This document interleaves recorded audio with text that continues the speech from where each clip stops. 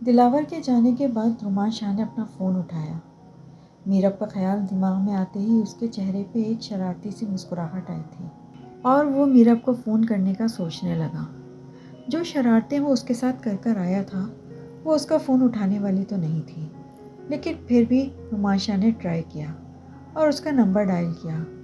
جیسا سوچا تھا ویسا ہی ہوا، میرب نے فون نہیں اٹھایا۔ رومان شاہ نے ہنستے ہوئے میسیج ٹائپ کیا، اگر شرما لیا ہو تو ریڈی ہو جاؤ اور میرا سے بھی جا کر بولو میں پک کرنے آ رہا ہوں شاپنگ کے لیے۔ اوکے، میرب کا فوراً رپلائی آیا، اور جو ہماری شرارتیں ادھوری رہ گئی تھیں ان کو کنٹینیو بھی کریں گے۔ وہ آنکھ مارنے والا ایموجی سینڈ کر کے ہنسا تھا۔ اب کی بار رومان شاہ کی سوچ کے مطابق اس کا کوئی رپلائی نہیں آیا تھا۔ میرا تم یہاں پر ہو؟ میں تمہیں پورے گھر میں ڈھونڈ آئی ہوں۔ شاہ ہم دونوں کو شاپنگ کے لیے لینے آ رہے ہیں، تم ریڈی ہو جاؤ۔ میرا کو ڈھونڈتی ہوئی اپنی ساس کے روم میں آئی۔ ہاں ہاں بیٹا اٹھو جلدی جاؤ۔ شاباش رومان، تمہیں پتہ ہے تھوڑا جلد باز ہے، وہ اتنی دیر انتظار نہیں کرے گا۔ امی مجھے نہیں جانا ہے، میرے سر میں درد ہے۔ بیٹا تم اٹھو، میں تمہارے لیے چائے بنوا دیتی ہوں اور تم پین کلر کھا کے چلی جانا۔ میرا کی ماں بیڈ سے نیچے اتر کر چپل پہن کر بولی۔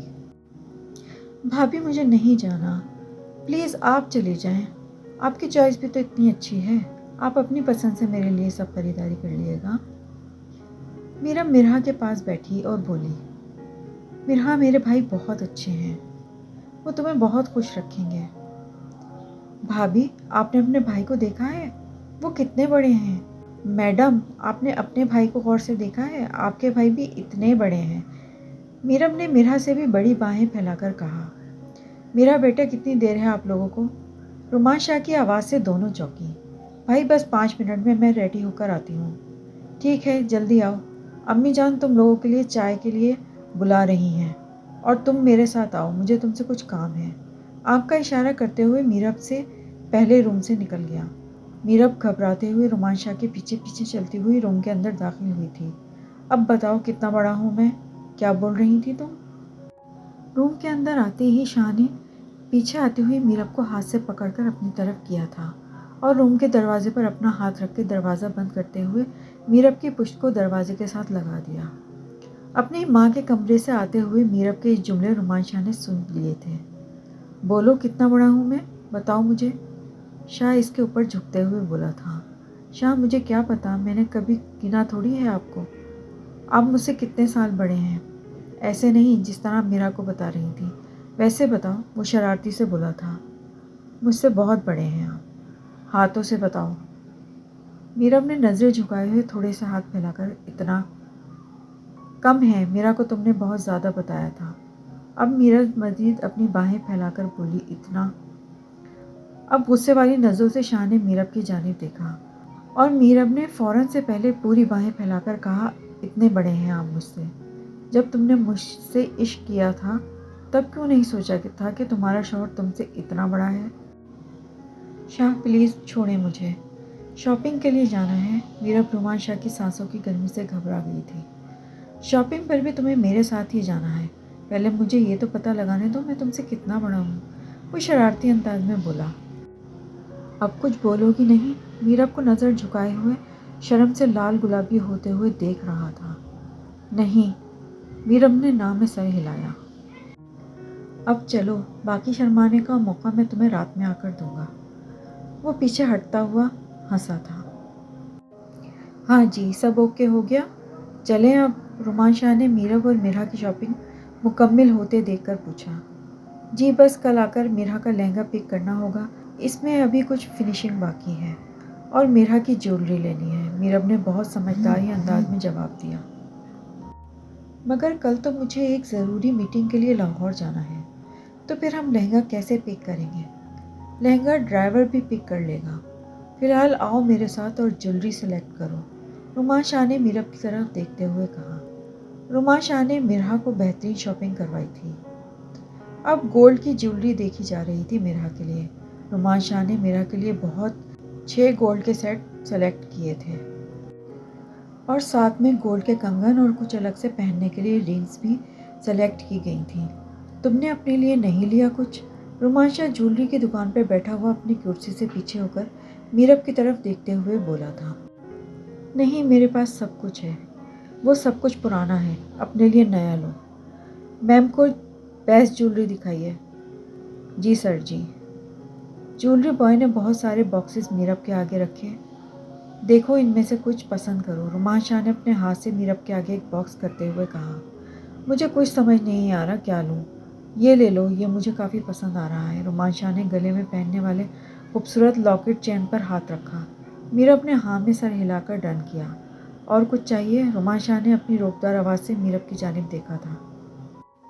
رومانشا نے میرا اور میرب کو کھانے کے بارے میں پوچھا تو دونوں کو بہت ہی بھوک لگی ہوئی تھی۔ دونوں نے ہاں میں جواب دیا۔ شاہ دونوں کو اپنے ساتھ لیتا ہوا مال کے کیفیٹیریا میں آ گیا۔ آرڈر کرو تم لوگ، میں ذرا کال پر بات کر کے آتا ہوں۔ رومانشا نے ان کو ٹیبل پر بٹھا کر آرڈر بک کی طرف اشارہ کرتے ہوئے آرڈر کرنے کا کہا۔ وہ ان سے تھوڑا دور کھڑا ہو کر کال سن رہا تھا، مگر نظریں اسی کی جانب تھیں اور اس کے چہرے کی خوشی یہ بتا رہی تھی کہ بات بہت ہی کوئی خاص ہے۔ تم لوگ جلدی سے کھانا کھاؤ، مجھے لاہور کے لیے آج ہی نکلنا ہوگا کیونکہ آج کی ٹکٹ کنفرم ہو گئی ہیں۔ رومانشا نے سامنے پیزا، چپس اور اپنی پسند کی چیزیں رکھی ہوئی میرب اور میرا کے سر پر بم پھوڑا تھا۔ مگر بھائی آپ کو تو کل جانا تھا۔ بچے ٹکٹ آج کی کنفرم ہوئی ہیں تو مجھے آج ہی جانا ہوگا کیونکہ کام بہت ضروری ہے۔ رومانشا نے ایک نظر میرب کی جانب بھی دیکھا تھا۔ اس کے جانے کی خبر سے چہرہ تو اس کا بھی اتر گیا تھا، مگر اس کے اترے ہوئے چہرے کو دیکھ کے رومانشا کے دل کو کہیں نہ کہیں کچھ اچھا ہی لگا تھا کہ کوئی اس کے جانے سے اس قدر اداس ہو رہا ہے۔ میرب کے چہرے کی اداسی رومانشا کے دل کو سکون دے رہی تھی۔ شاہ پلیز جلدی آ جائیے گا۔ کیوں؟ رومانشا اپنے کف کے بٹن بند کرتے ہوئے میرر کے سامنے کھڑا بالکل سپاٹ سے لہجے میں بولا، آپ کے بنا گھر اچھا نہیں لگتا۔ کیوں اچھا نہیں لگتا؟ شاہ پلیز خود ہی سمجھ جائے نا۔ میرب اپنی نظروں کو جھکائے ہوئے اپنے ہاتھوں پر نظر جما کر کھڑی تھی۔ بنا بولے کیسے سمجھ لوں؟ تم کچھ بولو گی تو سمجھوں گا نا۔ میرب چڑ گئی۔ عجیب انسان ہے، بڑا بزنس مین بنا پھرتا ہے اور اسے اتنی سی بات سمجھ نہیں آ رہی۔ میرب غصے سے اپنی نظریں دیوار پر جمائے ہوئے اپنے دماغ میں سوچ کر اپنے چہرے کے زاویے اوپر نیچے کر رہی تھی۔ میرر میں اس کی حرکتیں دیکھ کے رومانشا مسکرا رہا تھا۔ میرب سب ڈن ہو گیا ہے، کچھ رہ تو نہیں گیا نا؟ رومانشا اپنا بیگ چیک کر کے بیگ کا ہینڈل سے پکڑ کر اپنے روم سے باہر نکل آیا۔ شاہ کتنے روڈ ہیں آپ، کم سے کم جاتے ہوئے بندہ سلام دعا ہی کر لیتا ہے۔ میرب شاہ کے پیچھے پیچھے چلتے ہوئے اپنے منہ کے زاویے بدلتی ہوئی سوچتی ہوئی آ رہی تھی۔ کہاں گم ہو؟ رومانشا جان بوجھ کر میرب کے آگے چلتا ہوا ایک دم سے رکا۔ وہ اس کی بے خیالی کو دیکھ رہا تھا۔ بے خیالی میں میرب آگے چلتے ہوئے رومانشا کو رکے ہوئے نہ دیکھنے کی وجہ سے سیدھی جا کر اس کی پشت سے ٹکرائی تھی اور اب اپنا ماتھا پکڑ کر کھڑی ہوئی رومانشا کی طرف ایک ٹک دیکھ رہی تھی۔ خیریت ہے؟ یہ تمہاری بدحواسیاں مجھے سمجھ میں نہیں آ رہی۔ شاہ اس کی طرف اپنا رخ کرتے ہوئے ایک آئی برو اٹھا کر روبدار آواز میں بولا تھا، اس سے بڑا آپ کو میرے دل کی بات سمجھ آتی ہے؟ وہ بڑبڑائی، کچھ نہیں، ایک بار واپس آ لینے دو، اس کے بعد تمہاری یہ ساری بڑبڑاہٹیں ہمیشہ کے لیے بند کر دوں گا۔ وہ سخت لہجے میں کہتا ہوا اپنی ماں کے روم کی جانب بڑھا، جہاں پر اس کی ماں صوفے پر بیٹھی ہوئی تسبیح پڑھ رہی تھی۔ ٹھیک ہے امی جان، پھر میں چلتا ہوں۔ آپ ذرا مسکرا کر میری طرف دیکھیں۔ آپ سے وعدہ کیا تھا کہ میں کل ٹائم سے گھر پہنچ جاؤں گا، تو پھر آپ کا موڈ خراب کیوں ہے؟ رومانشا اپنی ماں کے پاس بیٹھتے ہوئے ان کے پاؤں دبانے لگا۔ رومان تمہیں پتہ ہے کل میرا کا مایو ہے، پھر بھی تم جا رہے ہو۔ میرے 2 ہی بچے ہیں جن کی شادیاں میں بہت دھوم دھام سے کرنا چاہتی تھی۔ تم نے اپنی مرضی سے بالکل سادگی سے رخصتی کروا لی، اب ولیمہ بھی کرنے کے لیے تم فی الحال تیار نہیں ہو۔ اب میرا کی شادی میں بہت اچھی طرح سے کرنا چاہتی ہوں اور تم یہاں پر نہیں ہوگے تو یہ سب کیسے ہوگا؟ رومانشا کی ماں نے اپنی ناراضگی جتاتے ہوئے اپنا چہرہ ایک سائڈ پر کر کے بیٹھ گئی۔ میری پیاری امی جان، آپ جیسا چاہتی ہیں شادی ویسی ہی ہوگی، میں کہیں اور کوئی کمی بھی نہیں چھوڑوں گا۔ آپ میری اتنی سی بات سمجھیں کہ اگر جانا بہت ضروری ہوگا تو اسی لیے میں جا رہا ہوں، مگر کل رات میں آپ کے پاس ہر صورت پہنچ جاؤں گا، یہ وعدہ ہے آپ کے بیٹے کا۔ رومانشا کی ماں نے اپنے بیٹے کی بات کا یقین کرتے ہوئے محبت سے اسے گلے لگایا اور ماتھا چومتے ہوئے بہت ساری دعاؤں میں رخصت کیا۔ امی جان آپ مجھے باہر تک چھوڑنے نہیں آئیں گی؟ اپنی ماں کو واپس صوفے پر بیٹھتے ہوئے دیکھ کر رومان شاہ نے پوچھا۔ نہیں بیٹا، میرے گھٹنوں میں کافی درد ہے، میرب تمہیں باہر تک چھوڑ کر آئے گی۔ رومان شاہ کی ماں ایک عقلمند خاتون تھی اور وہ چاہتی تھی کہ میرب رومان شاہ کو باہر تک چھوڑنے جائے۔ رومان شاہ کی ماں نے آنکھ کے اشارے سے مرحا کو ملنے کے بعد اسے بھی باہر جانے سے روک دیا۔ رومان شاہ کا بیگ ذکیہ ڈرائیور تک پہنچا آئی تھی۔ رومان شاہ کا سامان گاڑی میں رکھا ہوا تھا۔ میرب رومان شاہ کے ساتھ چلتی ہوئی باہر تک آئی تھی۔ رومان شاہ بنا بات کیے گاڑی کی طرف جا رہا تھا۔ رومان شاہ کے اس طرح چپ کر کے جانے سے میرب بہت اداس ہو گئی۔ وہ وہیں مین روڈ کے پاس ہی رک گئی، جبکہ رومان شاہ چلتا ہوا مین گیٹ کی طرف چلا گیا۔ شکل کیوں لٹکی ہوئی ہے؟ رومان شاہ کی آواز پر میرب نے چونک کر اوپر دیکھا۔ دونوں آئی برو اٹھا کر وہ مسکرا رہا تھا۔ آپ واپس کیسے آ گئے؟ میرب حیرانی سے پوچھا۔ اپنے پیروں پہ چل کے آیا ہوں، وہ شرارت سے بولا۔ میرب کے ماتھے پر اپنے لبوں کا بوسہ دیتے ہوئے بہت گہری نظروں سے اسے دیکھا۔ خیال رکھنا اپنا، میں کل رات تک آ جاؤں گا، پہنچ کر فون کروں گا، اپنے فون کا بھی دھیان رکھنا۔ وہ یہ کہتے ہوئے مسکرا کر واپس مین گیٹ سے باہر نکل گیا۔ اب رونے کا کیا فائدہ ہے؟ جب وقت تھا تو نہ ہمیں خود عقل آئی، نہ ہماری بیویوں نے ہمیں سکھانے کی کوشش کی۔ ہم نے اپنے بھائی کی بیوہ اور اس کے یتیم بچوں کو اس گھر سے روتا ہوا نکالا، تو آج خدا نے ہمیں وہی واپس پلٹ کر دیا ہے، تو آج پھر ہمارا رونا کسی کام کا نہیں ہے۔ ہاں بھائی صاحب، ظلم تو ہم نے کیا ہے اور حد سے زیادہ کیا ہے، جس کی سزا اللہ تعالیٰ نے ہمیں بڑی اچھی طرح دی ہے۔ اب نہ جائیداد رہی، نہ عزت شہرت اور نہ ہی گھر۔ دونوں بھائی آپس میں گلے مل کر رو پڑے۔ وسیم، میرے خیال سے ہمیں جا کر اپنے بھائی کی بیوہ اور اس کے یتیم بچوں سے معافی مانگ لینی چاہیے۔ جب تک وہ ہمیں معاف نہیں کریں گے، ہمارا رب بھی ہمیں معاف نہیں کرے گا۔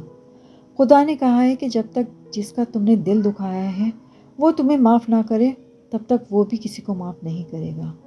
اویس شاہ اپنے بھائی وسیم شاہ کو سمجھا رہا تھا۔ مگر بھائی صاحب، آپ کو کیا لگتا ہے کہ اتنی آسانی سے وہ لوگ ہمیں معاف کر دیں گے؟ وسیم، ہمیں کوشش تو کرنی چاہیے۔ بھائی صاحب، آپ کتنی بار شہر گئے مگر واپس آ گئے؟ آپ نے بتایا نہیں کہ کیا آپ کی بھابھی اور رومیو سے ملاقات نہیں ہوئی، یا انہوں نے ہمیں معاف کرنے سے انکار کر دیا ہے؟ وسیم شاہ نے اپنے بھائی اویس شاہ کی طرف جواب طلب نظروں سے دیکھا۔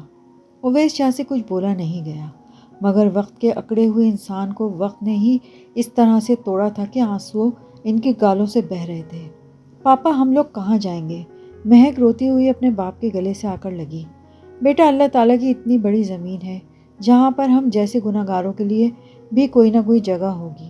مہک کے باپ نے روتی ہوئی بیٹی کو گلے سے لگایا۔ پاس کھڑی ہوئی دونوں کی بیویاں رو رو کے بےحال ہو رہی تھیں۔ اور اویس شاہ کی دو اولادیں عاصم اور مہک تھیں۔ عاصم نے گاؤں کے ایک چودھری کے بیٹے کے ساتھ مل کر گاؤں کی ایک غریب بے آسرا لڑکی کی عزت کو تار تار کیا تھا۔ ماں باپ کی غلط پرورش اور باپ کے پیسوں پر پلتی ہوئی پگڑی اولاد نے کسی کی بیٹی کی زندگی برباد کی۔ عاصم پر جب گاؤں والوں نے گہرا تنگ کیا تو وہ اپنی جان بچا کر بھاگ کر کراچی چلا گیا۔ اتنا بڑا گناہ کرنے کے بعد بھی اپنے بیٹے کو صحیح اور غلط کا فرق نہیں سمجھایا گیا، بلکہ اسے سپورٹ دیکھ کر کراچی میں ہی ایڈمیشن کروا دیا گیا۔ مگر عاصم کراچی میں تھا تو پولیس نے یہ کیس سندھ پولیس کے حوالے کر دیا، اور سندھ پولیس نے بہت جلد عاصم شاہ کو اپنی کسٹڈی میں لے لیا، اور اس کی بہت اچھی خاطر تواضع کی گئی، اس لیے بہت آسانی سے اس نے اپنا جرم بھی قبول کر لیا۔ اب تلاش اس کے ساتھی لڑکے کی تھی جس نے اس کے ساتھ اس بچی کا ریپ کیا تھا۔ اویس شاہ نے اپنی جان لگا دی تھی اپنے بیٹے کو بچانے کے لیے، مگر ہر طرف سے ناکامی کا ہی سامنا کرنا پڑا۔ اویس شاہ اپنا سب کچھ بیچ کر بھی اپنے بیٹے کو رہا کرانے میں ناکام رہا تھا۔ ایک رات وسیم شاہ اور اویس شاہ کی فیکٹری میں آگ کے شعلے بھڑک اٹھے۔ اب وہ شعلے کسی کی سازش کا نتیجہ تھے یا رومان شاہ اور رومیو اور اس کی مجبور ماں کے آنسوؤں کا صلہ، یہ تو وہ رب ہی بہتر جانتا تھا۔ مگر فیکٹری جلنے سے اس کا کاروبار تباہ ہو گیا۔ سب مشینیں جل کر کباڑ کا ڈھیر بن چکی تھیں۔ لوگ ان کے ساتھ کام کرنا نہیں چاہتے تھے۔ کام کرتے ہی کیسے؟ کام کرنے کے لیے کچھ بھی تو نہیں تھا۔ فیکٹری میں کپڑے کا اسٹاک جل کر خاک ہو گیا تھا، کاروبار پوری طرح سے ٹھپ ہو گیا تھا۔ اب عاصم شاہ کے کیس پر لگانے کے لیے گھر کے اخراجات پورے کرنے کے لیے زمینیں بیچنا شروع ہو گئے تھے۔ عاصم شاہ نے جو کرتوت کی تھی، ان کی اسی معافی اور رہائی بالکل نہیں ملی اور نہ ہی ملنی تھی، کیونکہ کیس سندھ پولیس کے ایک ایماندار آفیسر کے ہاتھ میں پہنچ چکا تھا، جس کو اویس شاہ اور وسیم شاہ کی جانب سے ایک بہت بڑی رشوت آفر کی گئی۔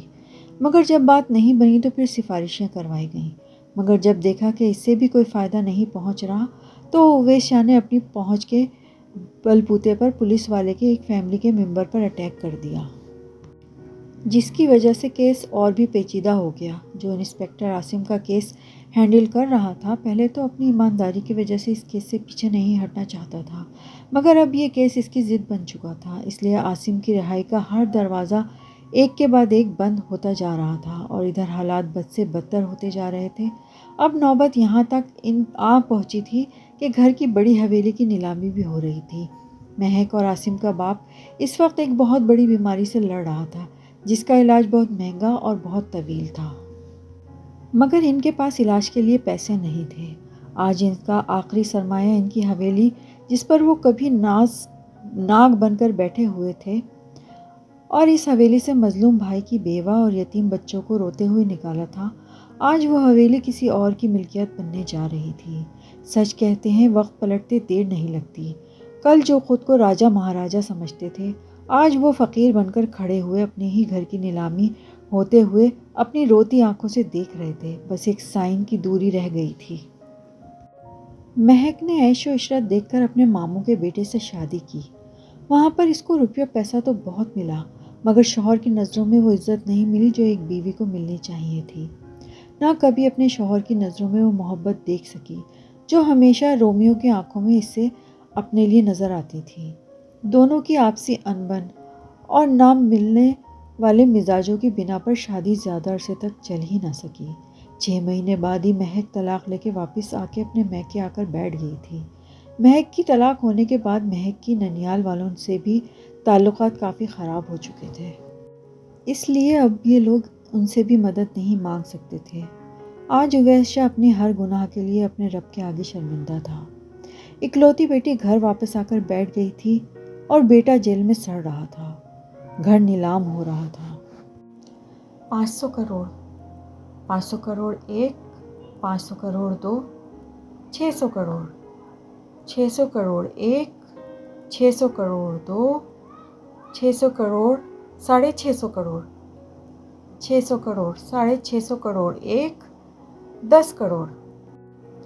نیلامی کی اس بولی سے تالیوں کی گونج اٹھی تھی، اور نیلام کرنے والا مائک اٹھا کر خوشی سے ڈیل ڈن کرنے ہی والا تھا کہ کسی کی بڑھتی ہوئی نیلامی کی رقم نے آواز نے اسے روک دیا۔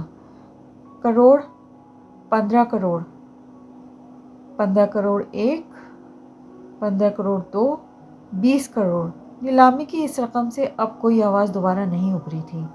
نیلامی میں بیٹھے ہوئے لوگ اتنی بڑی رقم سے آگے بولی نہیں لگا پا رہے تھے۔ 20 کروڑ ایک، 20 کروڑ دو، 20 کروڑ تین، یہ حویلی 20 کروڑ نیلامی میں ڈن کی جاتی ہے، مائک والے نے اونچی آواز میں سب کو آگاہ کرتے ہوئے کہا۔ مبارک ہو دلاور صاحب، یہ شاندار حویلی اور اس کے اندر کی خوبصورت آسائشی چیزیں آپ کی ہوئیں۔ آپ یہاں پر سائن کر دیں تاکہ ہم حویلی کے پیپر آپ کے حوالے کر سکیں۔ نہیں، سائن اس حویلی کے مالک خود آ کر کریں گے۔ تو سر کیا آپ مالک نہیں ہیں؟ جی نہیں، بس 2 منٹ کا ٹائم دیجیے، وہ ابھی پہنچنے ہی والے ہیں۔ لیجیے آ گئے حویلی کے اصل مالک، میں تو صرف ان کی طرف سے بولی لگا رہا تھا، مالک تو یہ ہیں۔ دلاور خان ہاتھ کا اشارہ کرتے ہوئے اپنی نظریں باہری راستے کی جانب کیں۔ دلاور خان کے ہاتھ کے اشارے کی جانب سبھی نے دیکھا، جن میں گھر کے ممبران اور نیلامی میں آئے ہوئے سبھی لوگ شامل تھے۔ آنے والے کی پرسنالٹی دیکھ کر سب کی نظریں اش اش کر اٹھیں۔ اس کی خوبصورت پرسنالٹی دیکھنے والوں کی نظروں میں اپنی چھاپ چھوڑ رہی تھی۔ اس کا گورا رنگ کالے سوٹ میں 14ویں کے چاند کی طرح چمک رہا تھا۔ بلیک کلر کے برانڈڈ کرتا شلوار پہنے ہوئے، کاندھوں پر سلک کلر کی گرم شال ڈال کر اکڑی ہوئی مغرور چال کے ساتھ وہ چلتا ہوا آ رہا تھا، نظریں سامنے اپنی منزل پر مرکوز کیے ہوئے تھا۔ وہ اس طرح سے گزر کر اسٹیج تک پہنچا کہ جیسے ارد گرد کوئی بھی کھڑا نہ ہو۔ آنکھوں پر لگے ہوئے سن گلاسز کی وجہ سے اس کی آنکھوں کی گہرائیوں کو دیکھنے سے قاصر تھے۔ یہ لیجئے سر، اور یہاں پر سائن کر دیں۔ اس آدمی نے فائل آگے کرتے ہوئے پین پکڑایا۔ سر، آپ کو حویلی بہت بہت مبارک ہو۔ سائن ہونے کے بعد اب یہ خوبصورت 2 ایکڑ رقبے میں پھیلی ہوئی عالیشان حویلی رومان شاہ ول تبریز شاہ کی ہو چکی تھی۔ آج رومان شاہ عرف رومیو اس حویلی کا مالک تھا، جہاں سے ایک دن اسے بے عزت کر کے اسی کے حصے سے دستبردار کر کے نکال دیا گیا تھا۔ آج وہ رومان شاہ بن کر واپس لوٹا تو مہک کا اپنی قسمت پر رونے کو دل کر رہا تھا۔ خوبصورتی میں تو وہ پہلے بھی کبھی کم نہیں تھا، مگر وقت، جوانی اور پیسے نے اس قدر نکھار دیا تھا کہ مہک کی نظر نہیں ہٹ رہی تھی رومان شاہ سے۔ یہ رومیو ہے نا؟ بے اختیار مہک کی ماں کے لبوں سے نکلا۔ نہیں، یہ رومان شاہ ہے۔ رومیو وہ تھا جس کی ہمارے پاس کھڑے ہونے کی اوقات نہیں تھی، اور یہ رومان شاہ ہے جس کے پاس کھڑے ہونے کے لیے ہماری اوقات نہیں ہے۔ رومان شاہ کا تایا بڑی حسرت اور فخر کی نظروں سے رومان شاہ کی جانب دیکھ رہا تھا۔ آپ کو پتا تھا کہ رومیو اتنا قابل ہو گیا ہے؟ کیا آپ یہ بات جانتے تھے؟ مہک کی ماں نے بڑے تجسس بھری نظروں سے دیکھتے ہوئے مہک کے والد سے پوچھا۔ ہاں، پتا تھا۔ پھر ہمیں کیوں نہیں بتایا؟ جان کر تم لوگ کیا کر لیتے؟ رومیو اور اس کی ماں سے معافی مانگتے؟ میں نے کوشش کی تھی، مگر ہمارے ماضی کے گناہ اتنے زیادہ تھے کہ رومیو ہم سے نہیں ملنا چاہتا تھا۔ میں جب بھی عاصم کے سلسلے میں کراچی جاتا تھا، ہر بار رومیو کے آفس جا کے رومیو سے ملنے کی کوشش کرتا تھا، مگر ہر بار اس نے ملنے سے انکار کر دیا تھا۔ تو ایسے میں تم لوگوں کو کیا بتاتا؟ مہک کا والد مہک کی ماں اور باقی سب کو بتا رہا تھا۔ پاپا، اس نے تو ہماری طرف نظر بھر کے دیکھا بھی نہیں۔ وہ تو ایسے گزر گیا جیسے ہم وہاں پر کہیں نظر آ ہی نہیں رہے ہوں۔ مہک اور اس کی ماں اویس شاہ سے شکوہ کر رہی تھیں۔ مرحا، تم جلدی سے یہ لہنگا اور چولی ٹرائل روم میں جا کر چیک کر لو، تاکہ گھر جا کر کوئی پرابلم نہ آئے۔ اور یار جلدی چیک کرنا، ہمیں جلدی گھر جانا ہے، اور جا کر تمہارے مائیوں کی تیاری بھی کرنی ہے۔ اگر شاہ آ گئے تو وہ بہت ناراض ہوں گے ہمارے اس طرح اکیلے ڈرائیور کے ساتھ آنے پر۔ تمہیں پتہ ہے شاہ کو اس طرح ڈرائیور کے ساتھ ہمارا آنا بالکل پسند نہیں۔ میرب اور مرحا جو ڈرائیور کے ساتھ مال میں آئی ہوئی تھیں، ویسے تو وہ امی جان کی اجازت سے آئی ہوئی تھیں، مگر رومان شاہ کا وہ یہ بالکل بھی پسند نہیں تھا۔ وہ دونوں اس طرح اکیلی ڈرائیور کے ساتھ گھومتی پھرتی رہیں، اس لیے میرب کی تو اب ڈر سے جان نکل رہی تھی۔ بھابھی، بھائی نے رات کو آنا ہے، ابھی ان کے آنے میں بہت ٹائم ہے۔ میرب کو اتنا گھبرا کر تیز تیز بولتے ہوئے دیکھ مرحا میرب کو تسلی دے رہی تھی۔ حالانکہ سچ تو یہ تھا کہ جان مرحا کی بھی نکل رہی تھی ڈر کے مارے۔ مرحا پورا ڈریس پہن کر مرر کے سامنے کھڑے ہو کر خود کو دیکھ رہی تھی۔ وہ رف سے چہرے میں بھی دلہن کا لباس پہنے ہوئے بہت خوبصورت لگ رہی تھی۔ وہ اپنے لہنگے کے کام کو دیکھنے میں اس قدر مگن تھی کہ اسے احساس ہی نہیں ہوا کہ کوئی کب سے اس کے اتنے پاس آ کر اس کی ہر حرکت کو اپنی نظروں میں قید کر رہا ہے۔